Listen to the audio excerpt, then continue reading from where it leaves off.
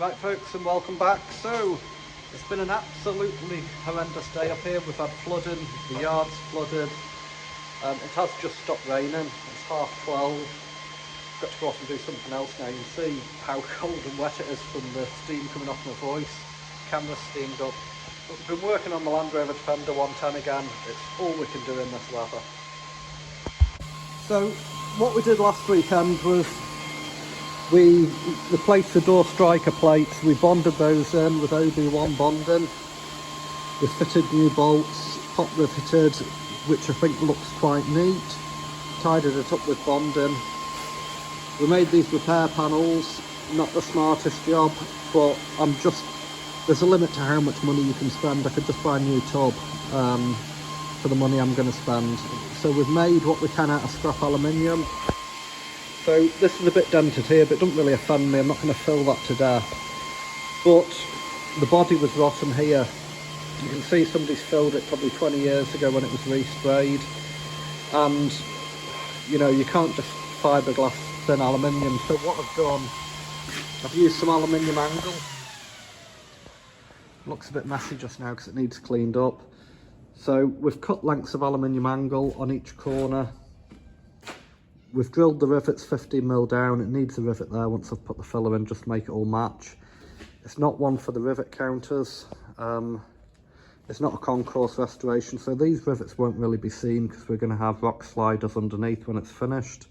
We will fill all this. These rivets here will be seen, but I've tried to get them in line so they look like they're supposed to be there, although they're not supposed to be there. These here, this back tub was really bad and really badly bent. We've had to heat it up, re-anneal it, straighten it. Again, put aluminium angle under it. This won't actually be seen because I've got aluminium corners that I'm gonna clean up and spray black. But again, they need to go on after the other corners go on. So we've fixed both these back corners. The bonding's still set in for the OB1. But it is a lot stronger than it was. So these pop rivets are only temporary. They'll be drilled out when we put the aluminium cappings on because they won't fit over the top. So we'll drill all them out and then re-drill it. We've done the back quarters. These look like a pig of a job, but they weren't actually that bad. So these should be spot welded, like TIG welded. I don't have that equipment. So we've sealed them all in place with bonding. We've pop riveted it. So these, I think you'll see them three, but them three on that side will be under the number plate light. These ones here, I don't know if those will foul the rear door. Might need to have to take them out. These are temporary pop rivets, so I've put some on with some washers because this was quite badly corroded. So I've just used some galvanised pop rivets for this because these are temporary. And when the bonding's set, I'll take them off and put the galvanised corner cappings over the top. So I need to find my Mordant T-wash and T-wash those galvanised corner cappings. I do have, so the top caps for the tub, on this model they weren't galvanised. It was just after they'd stopped galvanising, which was a stupid cost-saving exercise. So these were all rusty, especially around the welds. So I had these shot blasted and galvanised, cost me 88 quid. It's a lot cheaper than buying new ones off the likes of YRM. Not that I've got anything against YRM, but you could spend thousands. So we're gonna get the tub kind of fixed this side, flip it over, put the bulkhead removal bar in, acid etch these, prime these, bond these on and pop rivet them.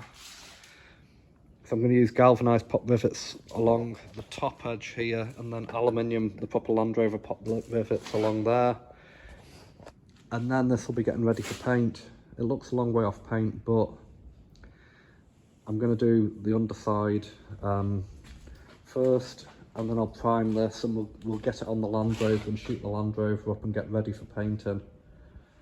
If I get time tomorrow, I'm going to assemble the seat box, but these just aren't jobs that you can do on your own. You do need somebody helping you. I had two guys helping me today, so it just see these back quarters. It's not a job I'd recommend trying to do on your own, especially when you're working with adhesive and you're trying to stretch it. Like this one, it was a bit warped. We had to heat it and re-anneal it. We had to straighten it with a, I've got like body shop tools, so we had to straighten that all out, pull it in, trying to stretch that round that corner. On my own I wouldn't have been able to do it. So this is basically what we've done everywhere.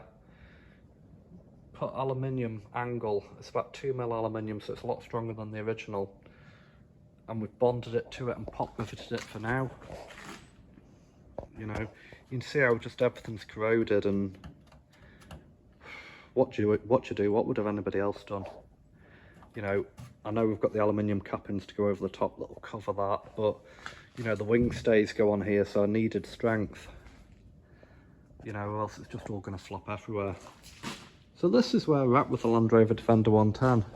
Days and days are going by and we're not getting very far, but we are getting progress. We've put a bit of 3x2 CLS there because the body did seem to be a bit out of shape.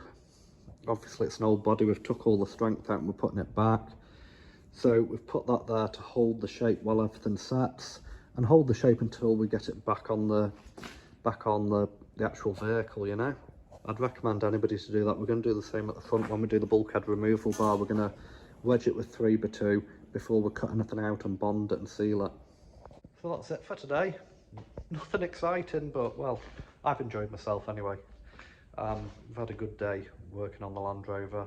Hopefully have a good day tomorrow working on the Land Rover and hiding from the weather.